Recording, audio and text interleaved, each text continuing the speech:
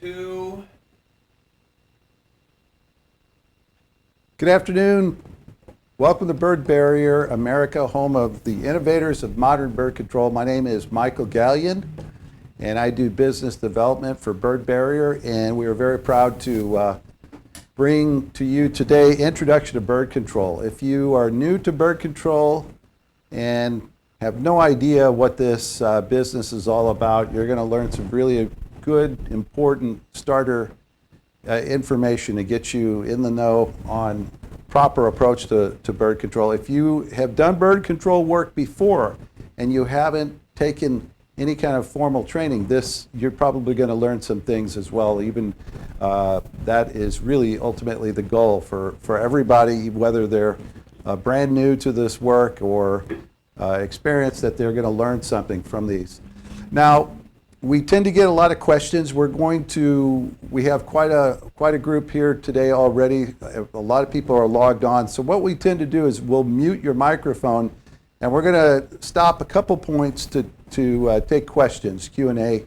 If you want to type in your questions in the chat box, that's a great way to do that. In the meantime, if something comes up, they may stop me and say, hey, let's answer this question. Otherwise, we're going to hold it till the end.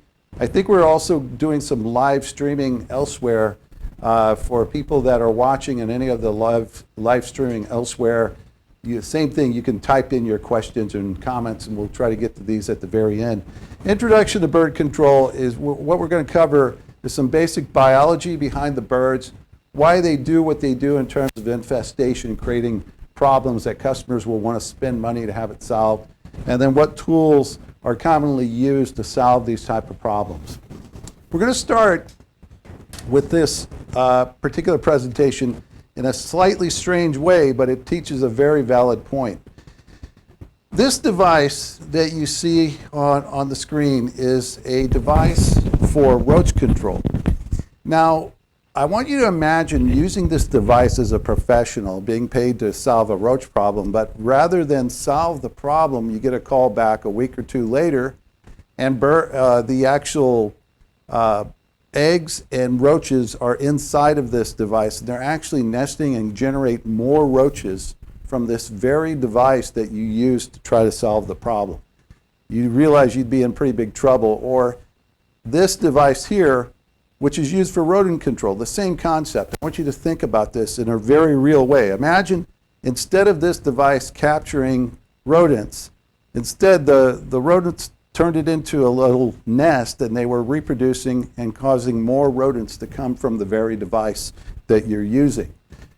Now, it may sound completely off the wall crazy, but I'm going to show you a device for bird control, the bird spike. Very common device, one of the most common devices used, and a lot of people know that even if they aren't in bird control, at least they'll know that this is a bird spike used for controlling birds.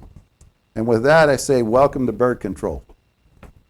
The very problem that I described with those earlier two devices can actually occur with bird control when you use a bird control spike in the wrong way and not understanding things like bird pressure.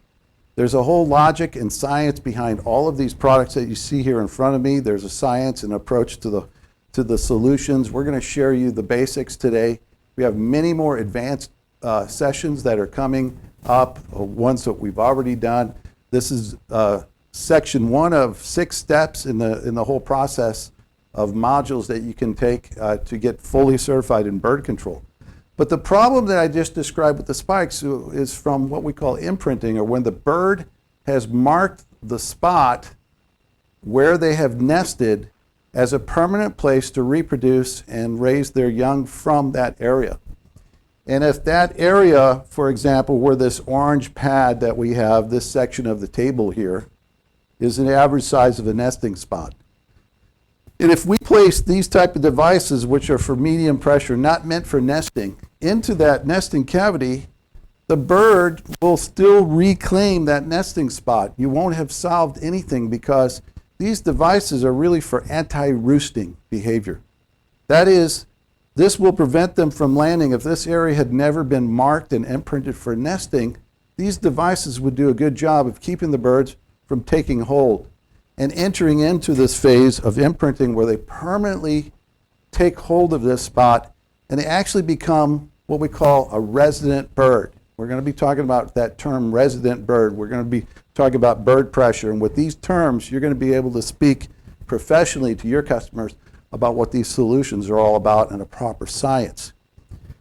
A bird spike is an anti-roosting device, not an anti-nesting device. So there's your first big lesson of the day. Even if you were to, log off of this particular live webcast and go forward into bird control, just knowing that piece of information, you're going to probably be way ahead of people who don't have any basic knowledge of bird control. So this is a very important one. Aside from that, there are three main keys overall in bird control that we want to teach from the beginning here that you have to consider that maybe you didn't realize. Number one, as opposed to roaches or rodents that people love to exterminate, they don't want to see a rat alive. If you were to catch a rat in a snap trap, it actually kills the rat. People generally are pretty happy about that. They, in general, have a view that that's the right thing. The rat spreads disease. We want to kill it. Birds can actually deliver twice the disease vectors that rodents do. Most people don't realize that. And then at the same time, we have this fascination with birds where we're not, we don't want to see them harmed or killed in any way. And that's good for your business. So whether you believe in it's right or not, I'm saying this from a business standpoint. Even if you yourself as a maintenance person, you want to consider that the people watching you and the people around the area may not like to see birds harmed in any way. So it's very critical to success. Failures are very common as well.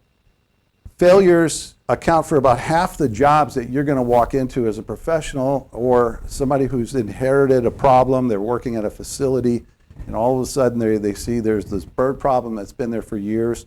There will likely, in half of those cases, be failures of some previous attempt because of the people not understanding the first lesson that you learned today about imprinting and bird pressure, bird behavior.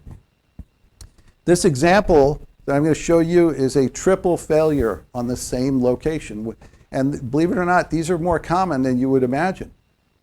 The maintenance crew who had this problem of birds nesting under this AC unit on the rooftop didn't really understand that the birds nesting underneath had imprinted that area, and they were not going to give up their nesting spot unless they absolutely had to, if they were given enough of a reason where they can continue nesting in that spot. And ultimately cause those birds to relocate and no longer reside and be a resident bird. First thing that they attempted was to put a plastic owl on top of the device. Now, that's not their fault. They can just go to a hardware store, they can order online, and there are all these claims made by these type of non-professional grade bird deterrents that are just temporary band-aids. They don't really do anything. A plastic owl will trigger a fear in the bird. It's a predator. An owl is a predator of pigeons, for example. Its first instinct is to stay away from its nesting area. Now, soon after, this imprinting biology kicks in, and the bird comes back to reclaim its nesting spot. And the parents of the chicks and the eggs or whatever's underneath there that is an active reproduction center, they risk the threat, and eventually they learn that there is no real threat. That's not a real threat, and they immediately are conditioned, and then they go back to their normal routine. Another thing is using incorrect materials like hardware cloth that you get from a hardware store. Eventually rust, the rust transfers to the HVAC unit. The rust can transfer to solar panels. There's special materials that have to be used so that you're protected and you don't cause long-term damage. We think that we're just going to go up there and solve the birds. Once the birds are gone, problem solved. But these sites, if you do it right, the solution is going to last for years. And the damage that you can leave behind will go on and get worse and worse, especially rust. We got to be careful with things like that. And the third part of this failure example is the improper use of bird spikes. Not only are they're not the right deterrent, it's not for the high pressure area, but they've mounted them upside down just to try to create a fence to keep birds out. All of these failed miserably. This is not proper bird control. You're going to get to a lot of that. And that brings us to the third key is you must understand bird pressure. The bird pressure, part of it is the imprinting that I talked about at the beginning, but there are other factors that play into bird pressure. When you get into a situation where you're being asked by a customer or you yourself want to solve a problem, you've got to ask a key question, which is, why do I need this solved? Why do you want this solved? Why does your customer need this solved? We can't make assumptions about why they might want it solved. You have to ask this question, and it often gets overlooked. There are 10 common reasons that of what the answer will be. And there are many more than just these 10, but these are the most common. The first one being just simply image problems. Image problems are the one thing that will drive a customer to say, wow, we got to get this fixed. That looks terrible. I'm not so sure about the safety factors of bird droppings, but we hate the way this looks. Therefore, they will start spending money to have it cleaned up. So they'll maybe have a company come in once a week, every 2 weeks, maybe once a month. And if they're charging $500 a month to power wash the whole property, we know right there that they have about $6,000 a year that they're spending on the problem without any solution in sight. They're just going to continue to clean up as part of their whole routine, which isn't a good way to approach this. Aside from that, you do get work stoppages, especially in food facilities. There will be shut down because they create a dangerous situation. Slip and fall risk sometimes come into play with insurance and liability.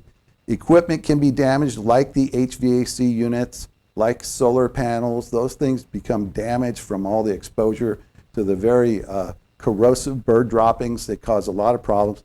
Then we get to disease risk, number 6 on the list. Now, this is relatively low on the list from past history, but we're seeing a lot more interest because of the documented health factors that are coming to the forefront today. Obviously, we're in the middle of this incredible pandemic. Immune system factors really come into play with bird droppings. It's a real serious health risk documented by the CDC, the World Health Organization, and OSHA. They all have standards that have to be followed for you to properly keep employees safe from the dangers. And it's usually the employees who are in the middle of a infestation situation on a daily basis that are really at high exposure. So we're seeing an increase, obviously, in the concern about the disease risk coming into play from birds. Inventory damage, secondary infestations like bird mites, maybe they'll be more of a problem than the birds. Customers will complain. That's your clients' customers might be complaining. And then we have clogged drains from dead birds, all the nesting material, feathers, all the tons of droppings on rooftops that once get washed down into the drains would clog up the whole system and can create a lot of extra damage besides it. Here are some examples, like image, what it looks like. Well, the key about these photos that you want to kind of think about is that they all demonstrate unnatural bird activity. Unnatural bird activity is an indication of resident birds, birds that have imprinted and have taken up resident. And that's where we get to what a pest bird really is. A resident bird that is taking hold at a site and causing enough problem that the customer wants it solved for various reasons. Pest birds, by definition, technically you'll hear people say that, well, it's mainly just the protected species. We have to be careful with those, but at the unprotected, non-native, like pigeons, sparrows, and starlings, those are all non-native species to North America. And that is true in terms of your ability to solve those. There aren't really any restrictions like there are on all the regular native species, including like seagulls, in this example you see here. But pest birds are really whatever a customer determines as a pest bird. It could be a peacock, a protected woodpecker. It could be any type of bird, and if it's not protected by the Migratory Bird Act, just those you can actually deal with the eggs and the offspring, but otherwise you have to be careful and understand the laws involving these birds. Pigeons are the most common of all the pest birds. These are the ones where you're going to probably make the most profit overall and have the best overall solutions on a controllable basis, on a regular basis.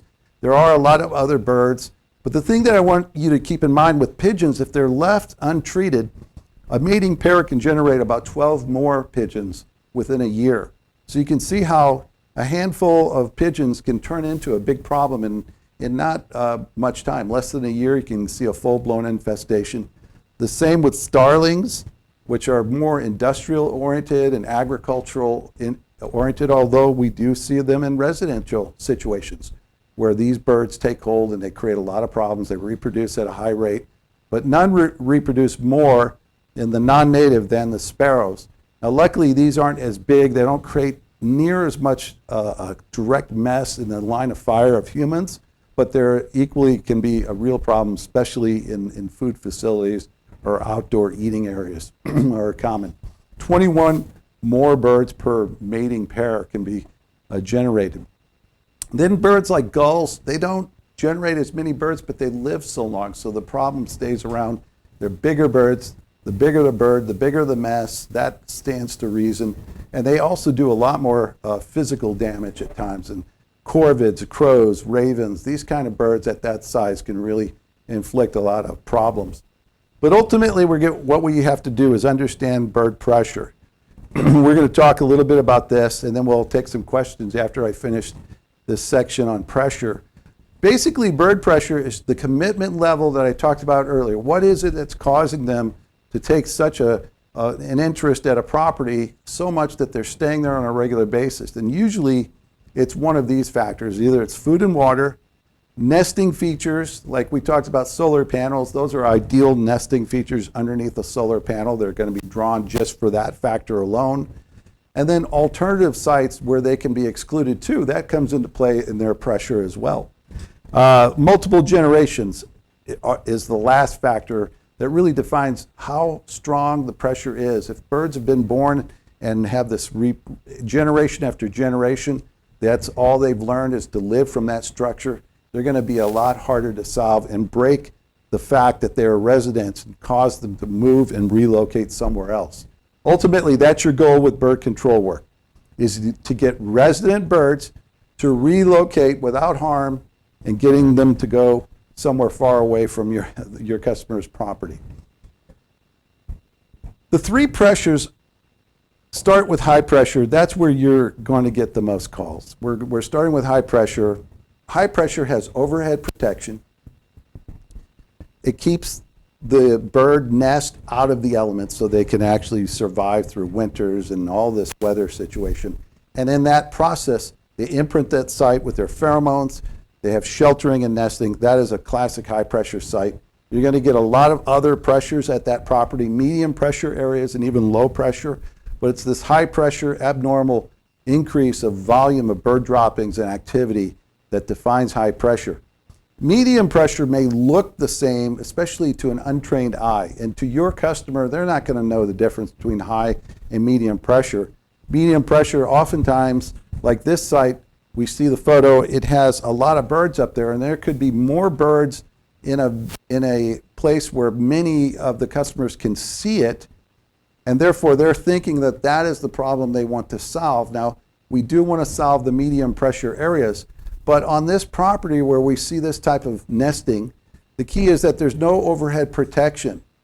And with no overhead protection, that means they have not imprinted this site in the same way that they imprint a nesting site.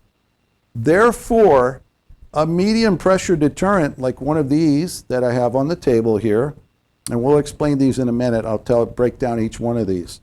But these are all medium pressure deterrents used to get birds to stop roosting on ledges. And any one of these will work very well for a medium pressure site up on that ledge up above there. Low pressure, generally you're not going to get too many calls. These are the ones where a customer themselves, a residential customer, can just go online and they'll order a wide variety of non-professional bird deterrents and usually redirect the birds well enough that it solves their own personal problem. There's not going to be a lot of money in terms of using it for a business application, but there are some low pressure situations. And ultimately what you always want to do is use a medium pressure deterrent on those sites to prevent it from ever escalating into medium or high pressure in the future. The strategy checklist that you really need in order to go forward with a solution is this list here. There's a couple lists, and you may want to jot these down. I'm going to leave them up as I populate these so that you can actually keep these, because this, in addition to having this information, you have our support. After you encounter a bird control problem, you can look to our staff, and we're going to help you solve the problem. But we're going to ask these basic questions. What's the pressure level? In other words, are the birds nesting? What kind of birds are they? What are the photos that you have of the site? Not only just the photos, but we're going to show you in a second what kind of photos. We need good photos. Measurements, how big is the area? And any special requests the customer might have. They may say, yeah, we want this solved, and by the way, we don't want to put bird spikes up. We've done that before and there's a problem. Maybe the customer has given you some additional information. We need to know everything that you can collect from that site. Now, when you document the actual site to get our help, make sure that you absolutely get the highest pressure area first. That's where you want to start with your inspection with the customer. And selling bird control, which is another module we tell you about selling, it's really important that we start where the customer thinks the problem is the worst, and try to get that nesting and high pressure if it exists. We really need that more than anything. So we'll need close-up photos of the droppings and up above where they are nesting. Then we want medium and wide shots to make it easy to understand the context of where those nesting spots are, the measurements, as we said earlier, and then always inspect the roof. You cannot disregard the roof. If the site has a lot of medium pressure, it probably has a high pressure site, and it might very well be on the rooftop. And if we don't address or rule out the roof as a major contributor to the problem, we won't know, and all of your other solutions below the roof are not going to hold up. They're going to be subject to problems on and on over time until you address the core nesting problems, the high pressure areas. If you can always include the address of your customer site, we can go into Google Earth, we look at the property in 3D, all different angles. We also look for peripheral problems like water sources or restaurants and other things that are causing the draw to happen. Those are the documentation steps that we need in order to help you. Now, we covered pressure, we covered imprinting, we talked about documenting the sites. Next up, I'm going to go into the actual deterrence, but before we do that, why don't I take any questions? Now, if you want to talk in your question, we really encourage that. We don't get enough people to chime in. Yeah, we're going to unmute now, so please feel free to chime in if you like. But actually, let's mute everyone back. I kind of surprised everybody, so. There's a lot of people out there. Sorry about We're that. going to mute you all, but what you can do is you can hit unmute if you would like to ask a question right now of any sort. Hopefully I'm not going too fast here. What about our chat? Chat is. We have any questions in the chat? No, everything's good. Everything's good. Something about audio is cutting out a bit. I fixed your mic. It was bumping a little. So Oh, okay. I'm going to take a look at that really quick. If you're out there, let's see, I can see Lester Drover. Can you hear me okay out there, Lester? All right, I got a thumbs up from Lester. All right, so I think we got the audio fixed. We apologize. We can hear you. All right. Okay, very good. We're going to continue on if there are no questions. Again, type them in. We'll be keeping an eye on that chat box, but otherwise we're going to continue on with the deterrence now. The main thing that you want to think in terms of the deterrent is that what pressure is the problem? Make sure we have the right pressure deterrent. You got to match the pressure of the situation to the deterrent itself. We talked about spikes. They're medium pressure. Medium pressure spikes can solve. They're a useful tool, very useful. Basically what this does, it creates an unstable footing for the bird. It doesn't harm the bird in any way. Bird coil is another device that's similar to spikes and does the same thing as far as keeping birds off the ledge. It's an anti-roosting device. Perhaps you want to use this on an area where there's a lot more activity going on to the rooftop, so this is why we have an alternative like this. It doesn't get bent or damaged. If you step on it, getting over the parapet wall and that sort of thing, it springs back. It holds up very well in weather. Some people think it looks better than spikes on the rooftop. Taking a little sample like this and placing it up on the parapet ledge next to a few different devices and letting your customer choose, sometimes that's a good idea. They may have their own reasons of why they like it better. But mostly it's about us advising you in terms of factors of efficiency and best effect and, of course, lowest cost solution for your customer. A lot of times customers just absolutely want to, they really don't plan for bird problems. It's always removing a painful situation, especially if it's a heavy infestation.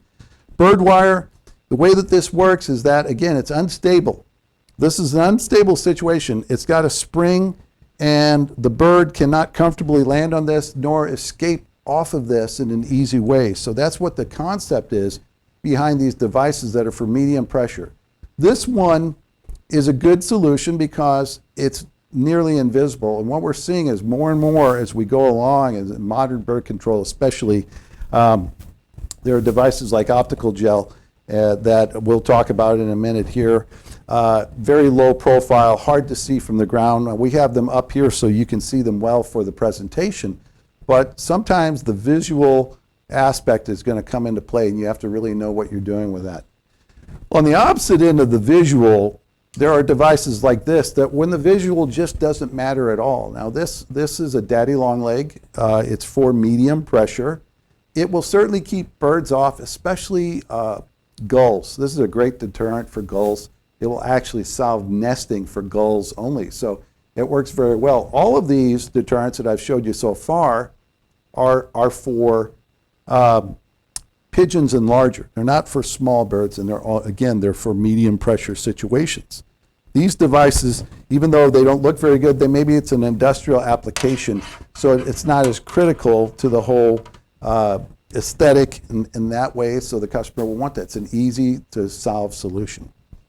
Now, I'm going to pull these off here, take these away for a minute, and we're going to talk about high pressure solutions.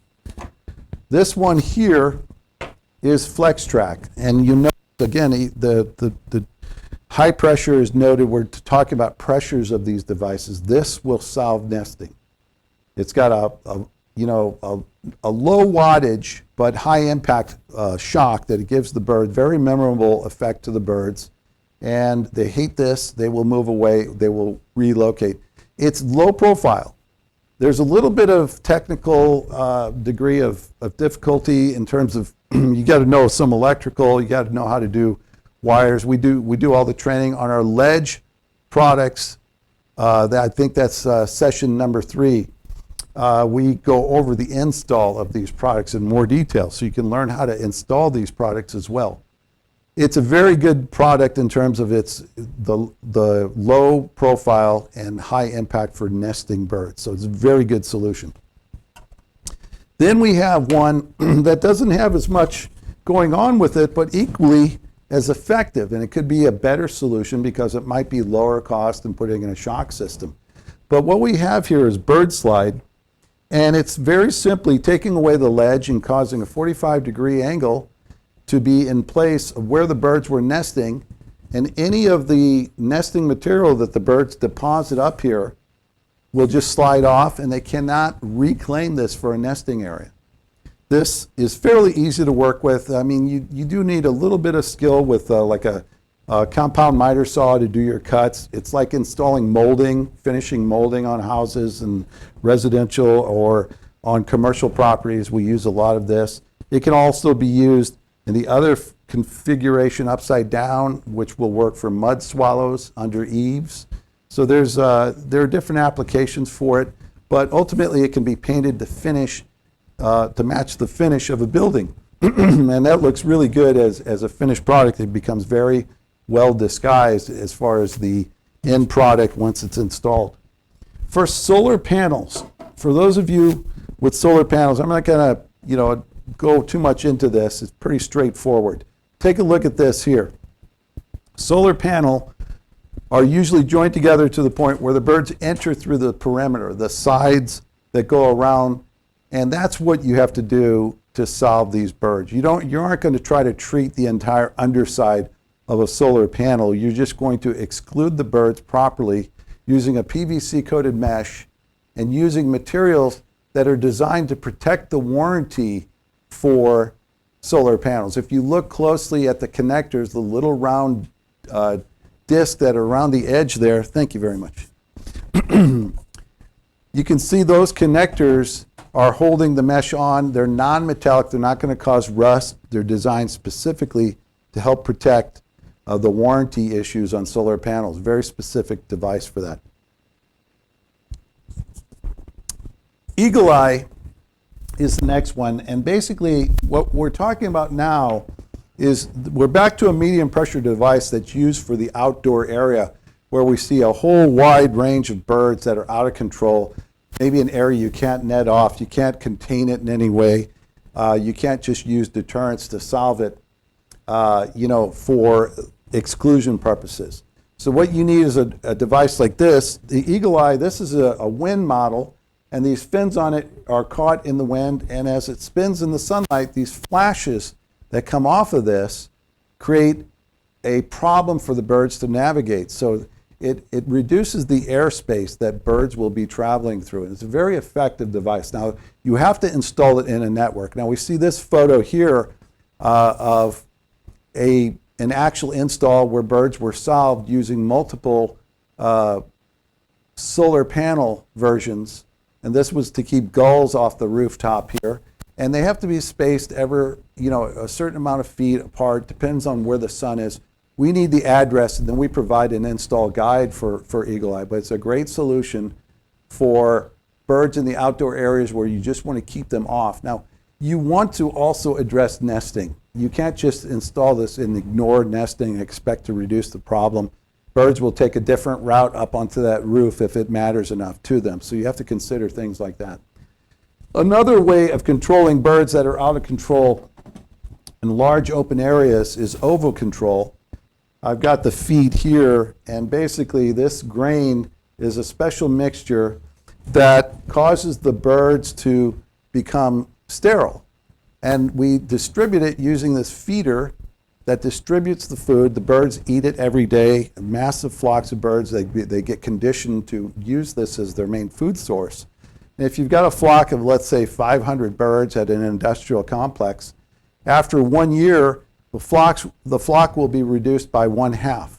And we continue doing this on a monthly program. A year later, that flock is reduced in half. We get the property back under control and knock out the resident bird population that have taken hold there. Stealth net is the ultimate high pressure professional solution. Using netting that lasts for 10 years or longer to exclude, it becomes a permanent part of the infrastructure. There's a little bit of labor and training involved. We aren't going to get too much into that at the intro stage here. We have a special session. Actually, I think we have one coming up this Thursday dedicated just to the StealthNet certification. So we're going to be talking about StealthNet this Thursday on how to do it. We also have remote sessions where we send out kits and you can actually learn live in real time with tools that we send you, and you can do the net install process. This is a very important part of bird control that you need to be aware of. And we use this when there are so many nesting sites that it's just the most cost-effective ways to net off the entire structures that are involved and remove the ability for birds to have residence up in those areas. Therefore, the entire flock, they move away from a site like this. Also, optical gel. I'm going to touch on this a little bit. You know, we have a session just for optical gel training. This is an exciting product. It has absolutely changed bird control. It is the only device still, though.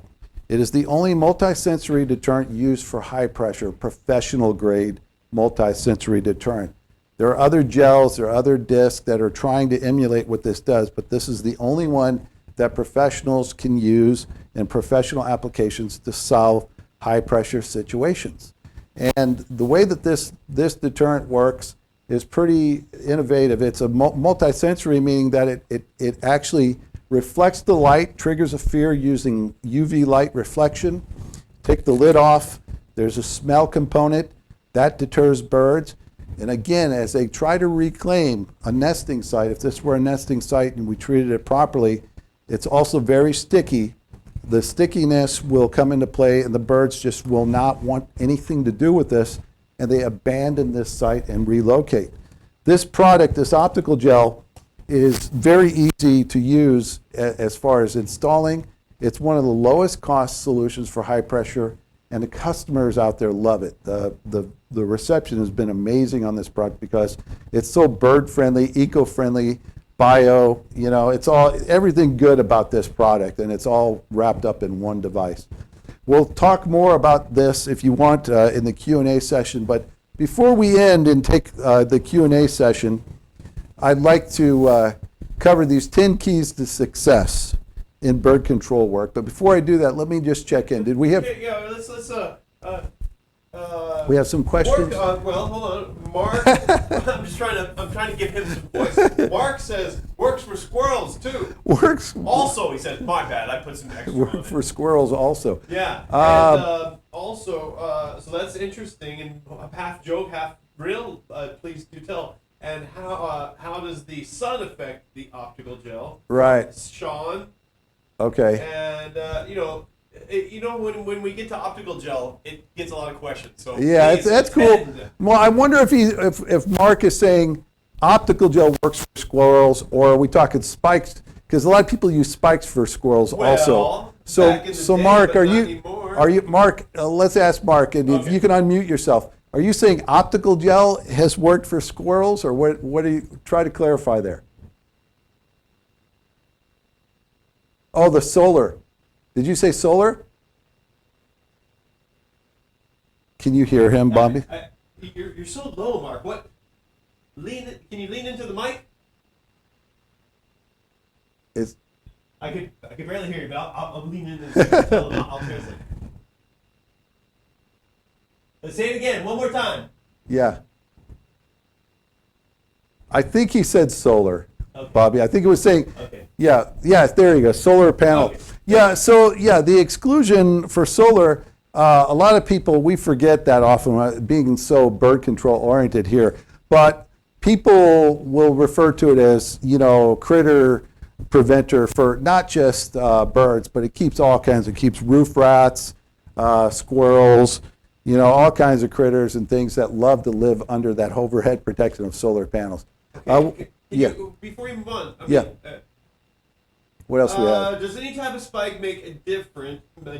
And that's from Sean. And then Eric says, Mike, can't you break the imprinting or the elimination? Oh, good, great. Elimination. Eric Giberson asked that question. That's a great question. Let me do the spike. Does any type of spike make a difference? Only in the professional grades that we carry here, which is our bird flight, and then also, let me grab this one here, is our DuraSpike. These are professional grade, and they're going to last for years and years professionally. They're not going to break down. If you get the cheap ones without UV protection in them, yes, they fail pretty quickly. So make sure you're at least using a professional grade. But it's a good point, because I had a customer one time who had failed plastic bird spikes. They were breaking. They weren't good spikes. And the problem really wasn't the spikes. They were nesting. So what they asked, they wanted to go to a stainless steel spike, thinking that that would be a better solution. But as you've learned today, why that is not the right solution. As a matter of fact, I'm going to leave that open for anyone to answer. Why would going from failed plastic spikes and then go to metal spikes still not solve the problem? I want to know what you guys have to say out there. Let's see here. What was the other question? Okay, can't you break imprinting by elimination? That's a very important question. Yeah. And the answer is only if you can contain and document every relative that came from the imprinted site. What I mean is past relatives of that site, current residents that are there, and then offspring that came from that site. So in other words, if we exclude or eliminate all the birds, if we trapped out all the birds that had an imprint attachment to this spot, which could be the offspring, so the offspring may go somewhere else for a while. they start nesting, and we then eliminate the parents that originally created those offspring. Those offspring will have a tendency to eventually find their way back and reclaim. So that's a very important question, and it gets a lot more into the science of bird control. Jason says spike rust. No, our stainless steel Duraspike will not rust. Right, that's a really good question. Let's see. William, the birds have learned. He's responding to you. The birds have learned how to reestablish nesting sites. Yeah, that's built into the biology. If you think about it, you know, a bird has this commitment, and for generations, you know, grandma and grandpa were here, your parents were here, this is the way it works, guys. We always lived here. One of their great features of their biology, what makes pigeons so remarkable, is their ability to adapt in. If you threw spikes into that site, they figure out a way to build a nest into that spike material. They're very ingenious and creators. There was an article in the New York Times in the past few months, as before ever all the pandemic took over all the news, but we're talking about what great engineers pigeons are for designing their nest. Let's see here. How does the sun affect the optical gel? The sun, the UV that hits this has no effect on the product. That's one of the beauties. One of the beauties of this product, of optical gel, is that its main substrate is beeswax. Beeswax is designed to last indefinitely by natural components. So it's a very weatherproof substrate. It's part of the genius of that product, why it works so well. Let's see, is cleaning absolutely necessary for prevention process? Absolutely, in my opinion, it is absolutely necessary for two reasons. One reason is because of the imprint. But let me ask this question to you people out there that have watched today. What is the most obvious reason why cleaning is absolutely necessary when it comes to bird work? Who can answer that question? One is for the draw, the imprint. We want to break them. We want to cause them to move elsewhere. We understand that concept now, right? But what's the other reason why we want to clean up the mess of bird droppings at a site? Anybody answer that? Image? Who's that? Yeah. Awena, I'm sorry if I get your name wrong. Disease. Eric Giberson says unsightly, okay? Here's the thing. People love birds. They love birds. They hate bird droppings. Remember this. If you're working up a bird site, you're doing a bird solution, there's nothing the customer wants more than for the droppings to go away. They want the droppings to go away more than they want birds to go away. Unfortunately, it's the birds that's causing the droppings. You understand that? You should never do a bird job without doing the cleanup. Alex mentioned health hazards. Not only do you leave behind hazmat, you're responsible now. If you were a professional with a license, you went in and solved the problem. Let's say you netted off an area, but you left all the hazmat. And then a year later, people are getting toxoplasmosis or something and they say, wow, this is from the bird droppings. They're going to turn to you and say, hey, you never properly got rid of the hazardous material. You're liable for that. So you absolutely have to do the cleanup. And I'm telling you right now, for those of you who have been doing bird work without really addressing the cleanup, start using it. And somebody in here mentioned, thank you for mentioning that, Dissolve It is amazing. It is. Personally, look, I work on proof only. I'm from Missouri, the show me state. That's true. I was born and raised St. Louis, Missouri. You have to show me something work before I believe it. Like, well, all these things that I know that I'm presenting today are because I have firsthand knowledge of watching it happen, okay? Dissolve It is a cleaning solution that we sell for cleanup, and it's amazing because it speeds up your job, it lowers the labor cost, and if you haven't done proper cleanup before, watch how much more effective your deterrents are going to be at getting rid of resident birds. It's just a major, major factor that you can't overlook. Okay, diseases, to apply to a clean surface. Of course, yeah, you can't just take even a device like this daddy long leg. If you're going to put this on top of a light, you better make sure it's clean, because you glue this down on top of bird dropping mess, and in about 2 weeks or a month or two later, the wind catch it, this blows off and it lands on a car, cracks a windshield, hits somebody in the head, whatever. That's your fault. You've got to clean that surface properly, get rid of all contamination before you use the proper adhesives to glue things down. So those are all great observations. I'm going to go ahead and hit these 10 keys to success before we close, and I don't see any more questions. Are we good for now, Bobby? Yeah, yes, I think so. No one out there answered my question, though. They did. There were some that got it right, so good job out there. 10 keys to success. Don't sell, okay, and what I mean by this is you're a consultant. A consultant has unique information that they specialize in.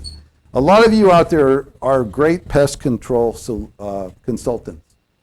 If I needed to have a rodent problem solved, I'll be honest, I don't study rodents, okay? Birds are ornithology. That's the study of birds. That's my specialty. I can speak very fluently, and I'm a great consultant in terms of just that area and presenting the information, right? That's what you should think in terms of being a great consultant about what you know. If you're going to sell bird work, you're not going to really sell it. People don't go around on the weekends. They go to Home Depot. Gee, I'd like to just get some plastic owls because they look nice. You know, they're going to need a problem solved, and they're going to ask you to be a good consultant, give them good advice. Therefore, your top skill in selling bird work, if not everything, and selling everything, is being a great listener.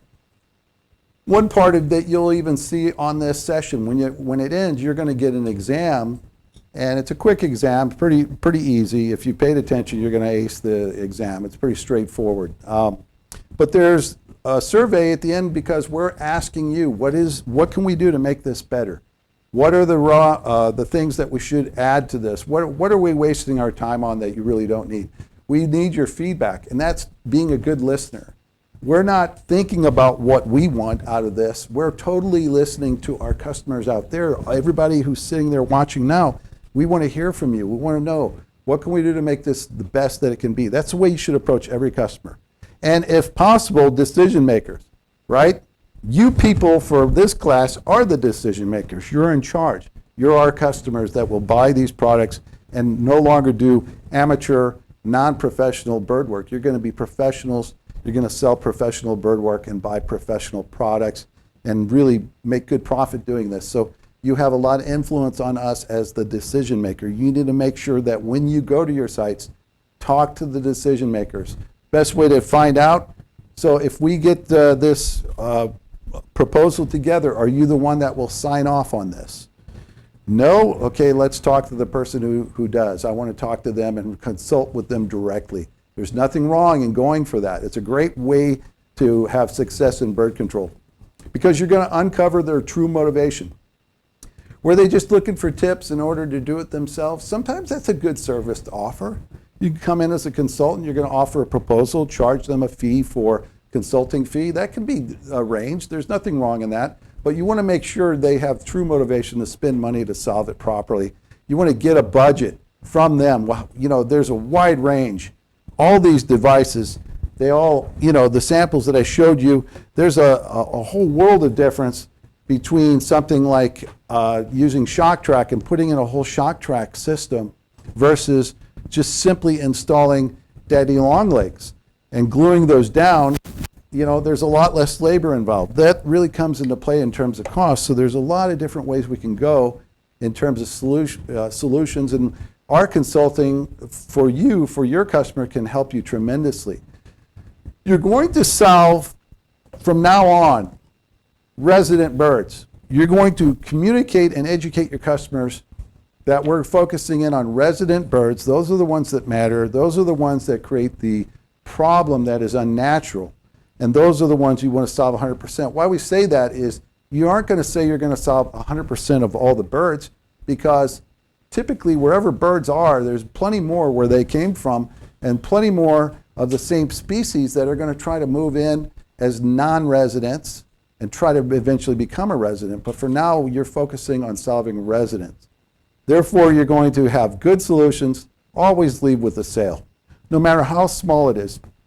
When you get into the optical gel training, you're going to learn that at the very least, you can walk away and show them how optical gel might be a great solution if the other heavy-duty industrial, bigger solutions are not ideal. Sometimes the biggest industrial solution can be optical gel as well, but there's the ability with modern bird control, as we've described it and created, especially with this product, optical gel, there's no reason you can't leave without a sale. You need to leave with a sale. One of the factors I like to describe is under-promise and over-perform. And what I mean by that is mostly when it comes to bird infestations, customers, it might have taken 4 years for this problem to get to where it is. You don't need to tell them the birds are going to be gone the next day. As a matter of fact, most bird infestations do not completely resolve until 30 days minimum after the solution is completed. Why 30 days? It has everything to do with reclaiming. They're going to try to reclaim. It's either they got to re-nest, they got to reestablish nesting where they've been for all those years, or they got to fly somewhere else, set up a new place to reproduce from and create new nesting somewhere else. So don't paint yourself into the corner. If it's going to take 2 to 3 weeks for it to fully resolve, tell the customer give them 60 to 90 days so that there's an expectation that's realistic. You don't have to, claim the biggest solution in the world. You need to have sensible, logical science and tell them it's a process of removing the birds, especially in heavy infestation. Even when I net off a facility where I know 100% of the solution is going to cover 100% of every possible breach access to where they were nesting, I still will not say the birds are going to resolve until 30 to maybe 90 days later. I want the customer to realize that we are in a process of relocating birds. Displacing them immediately creates a lot of problems for the property. In some cases, when you go in and you do the permanent solution, you're going to stir up more activity in the eyes of the customer. You might cause droppings to appear in places they hadn't before. You have to set that expectation. Under promise, over perform. It's a great way to do bird work. Treat customers like they're your family. That's not just good advice for bird work. What I mean by this is more than ever, your customers are going to be so valuable to you, as everyone out there today is to us. You guys are all very valuable to our success. You're part of our family. We're going to give you advice that's going to be the best interest for you. Are there ways to upsell and create a lot more profit? Yeah, probably, but guess what? You won't last very long if that's your mode of operation, especially in the future, the coming economy. Let me tell you, things are going to change. And people will rely on people that are trustworthy, that their heart is in it for the right reason. That's one of the big important things that you need to do with bird control.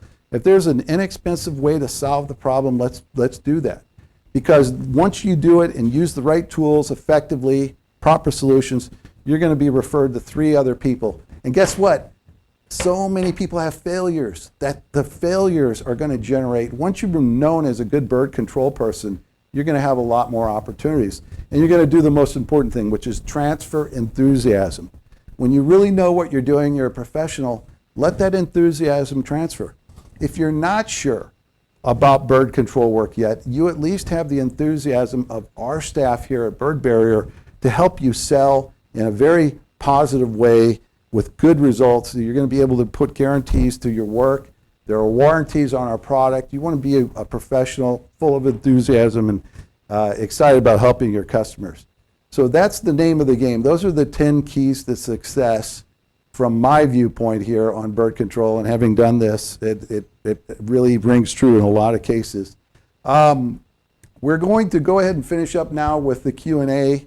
We did take quite a few questions. And let's see. Will there be a session regarding woodpeckers? Yes, we are. Now, one thing that you might want to consider if you haven't yet is take the optical gel session coming up. We got to look at the dates. I'm sure we're going to share this information. It's all out there on our social media in terms of the dates. But we address woodpeckers because optical gel is a great solution, one of the many for woodpeckers. But we are building more modules, and we're doing sessions that are specific just for bird behavior. We're going to do ones on woodpeckers, just a 30-minute, just on woodpeckers. We are also going to do them specifically on mud swallows, on gulls. That's why we ask, because you guys give us those subjects and you're saying, hey, we need to learn more about these things. And we're creating the modules as we go right now. And this is good information to be able to provide in this electronic format to all over the world. So the last session, we had somebody all the way from South Africa on the session. We're people all over the world. So we want to help you guys. Let's see. Someone asked about dust on optical gel. That's a good question. Let's go scroll down a little bit. Let me just capture more of those. Let's see. Is that number 10? Is that session number 10? Maybe he's asking about the woodpecker. We're gonna list out all the sessions. For now, we have 6 that are part of the certification training. All those other sessions, like number 7 through I believe 15, are the individual electives that you can take as additional training for yourself and get credits for those. But I'm not sure what number woodpecker is, but we're going to be listing those very soon. Dust on optical gel will only matter if it falls really within what we call the critical period of the 30 to 90 day period after the install. The reason why is if within 30 days, this is the critical time where a bird is trying to figure out whether to reclaim the optical gel spot. Now we've spaced this properly, 6-inch spacing. When we get the optical gel training, we talk a little more about this. There's more disc that you have to use. But what happens if the dust starts to settle on this will still be very effective for a long time, many years. The product lasts 2 to 4 years, far longer than needed to solve resident birds. As long as within the first 90 days, nothing major has come in to contaminate or destroy the ability of the disc to reflect the light, then it's going to be very effective. If a big dust storm comes in right after you install it, you're probably going to have some failures if there's enough dust. So dust can be a problem, and in 4 going on 5 years now, we have no claims on where dust became the problem as a result of not the proper functioning of the device. There were a couple situations where people installed them where they were being covered by just factory dust that was part of a facility. And they had to write that in originally into the plan that, look, if you're contaminating the disc, we'll need to replace them out. In general, you don't have to replace these out ever. And most of the installs now going on 4 years of this product are all holding up very well, sometimes as far as 8 years in our field tests that are still going strong. So what factors affect replacement time for optical gel? What common replacement time could a customer expect? 2 to 4 years minimum is how long this stuff will last. Again, this far into it, we aren't seeing anybody replace disc because, remember, what we're doing is we're taking a nesting resident bird, and after about 90 days, these birds have relocated. They've found a new nesting spot. Now the question then comes, what happens over time with optical gel in that spot that's left behind? And the truth is that once the high pressure is gone, this deterrent, even as it gets covered in dust, as it oxidizes, becomes dark. We talk about this quite a bit in the optical gel class. The product still remains a very potent medium pressure deterrent for years. Now remember, it's the residents that have imprinted this site. Once you solve them, you've solved the problem. This stays going for years because they're non-resident birds that are coming back into the site to explore. And even the most, adamant bird that's desperate to find a nesting site cannot stand the sticky residual mess that remains as this stuff ages over time. And since it's beeswax, it's got natural preservatives that hold up for a very, very long time. So it's a very powerful deterrent. Let's see, what other questions? How does dust affect it? Well, we've covered the dust. So Zach has the info, by the way. I think, yeah, he's got the info. It looks like, Bobby, we got 3 new messages, if you can scroll down on there. Let's see here. You didn't give number 10 of the key. Oh, I didn't give number 10 the keys. I did mention it. I did say transfer enthusiasm. You gotta transfer enthusiasm. So I thought I did, but let's go here and double check. It's good though. It's cool. I'll put this up here. I'm going to leave this up here now so that somebody can actually take a picture of it if you want to do a screenshot. But treat customers like your family. And then transfer your enthusiasm for what you do. I moved out of the slot. Oh, okay. Because Michael was transferring his enthusiasm. I was demonstrating transfer of enthusiasm. The word disturbed that, so my bad. I'm sorry. Okay, let's see here. Can you post the 10 keys? Yep, they're there. Thank you. You're welcome to Jason Armstrong. Let's see. We have all of our May classes up on Eventbrite. So, in other words, if this is number 1, so you got that one out of the way. You'll get an exam. You'll get an email here coming up shortly today. And there's an exam. And again, feedback. Please give us as much feedback.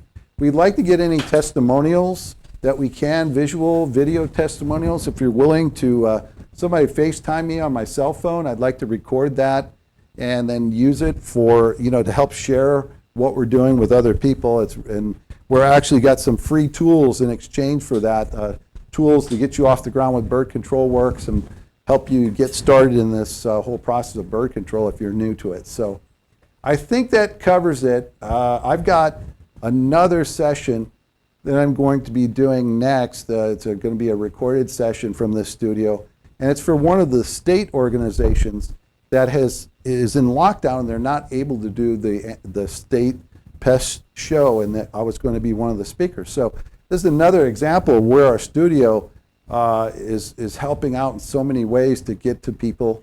All of these sessions, by the way, are free of charge during this whole lockdown mode that we're in. We're trying to give as much back to all of our clients as we can. You should definitely sign up. If you aren't able to make your time, you need to let us know. Today we opened up more spots, and man, they filled up right away. And then we also posted on Facebook. So on our Facebook page today, take a look. If we went a little too fast, or you want to refresh and go back, go to our Facebook page on Bird Barrier. What they do is they just search Bird Barrier in Facebook. Yeah. Search Bird Barrier in Facebook. You'll find it. And there's a post on Introduction to Bird Control that I did earlier. Also YouTube. And okay, we did it on YouTube. We streamed it on YouTube to see how that would go down, and trying to help get the word out there to everybody. So one last chance. If anybody have any more questions, you can unmute yourself. I'm unmuting everybody. Screw it. There you go. How about that? Everybody is unmuted. It's a party at the studio today. I think everyone can probably hear this, Bobby. All right. Let's try. I know a lot of people have been doing these from home also, and they've got their kids and dogs in the background. We've seen people go in their bathrooms while they're on, not real. It's crazy. So, but that's where we are. We're in lockdown right now. I think that's it for all the questions. So, again, my name is Michael Gallion. I do business development for Bird Barrier, and we have more sessions coming. We have some other reps that I want to mention in the mix too. You guys know, if you've been with Bird Barrier for a while, you know that Tony Jaton, he is one of our key guys that can help with big projects, help you do estimating and consulting. He mainly works the phones and getting the constant influx. We've been extremely busy. Our estimating department is pretty overwhelmed right now, which is a good sign. Ray is our East Coast rep. He's the counterpart where I take west of the Mississippi out to the West Coast. Ray takes east of the Mississippi. He's in Baltimore. A lot of you guys have probably met him and taken his classes as well. But we're trying to do this all through the studio now and live webcast. We appreciate everybody being here today. And we will see you at the next webcast. Don't forget to sign up, go online and check it all out. It's all on our social media. Thanks for your time.